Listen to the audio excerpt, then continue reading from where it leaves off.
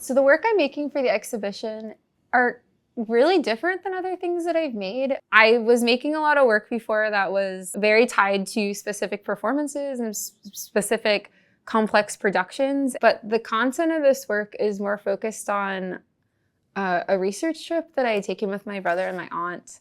We went back to the Bay Area, which is where my mom and my aunt immigrated when they came to the US from Taiwan. I was really interested in these places that she had lived, or these places that she had had significant moments of her life. Not having those stories, right, and not knowing what those places were, I was really interested in going back. When my mom died and we were cleaning out her house, I was just taking pictures of all the things in the house. And it really feels like that was the information that is in my work. So all the work feels like, based on this research trip and based on these photographs, this idea of collecting things, there's this sense of longing for ownership and self-worth in objects that we collect and we buy and we give to other people and we don't want to give away, which is similar to the locations during the trip that we took to California, which is things that have this really intense emotional weight because there's such a story behind it. It becomes these moments of activation or sensitivity. And I like how they can kind of choreograph themselves into different pieces or into different stories that we tell each other. But yeah, all those things are kind of connected throughout each piece.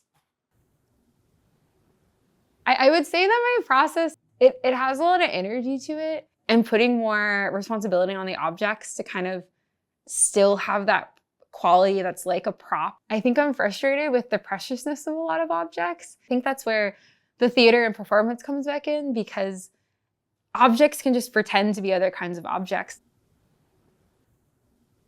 I know that my work has an aesthetic value that sometimes lives autonomously from the content itself.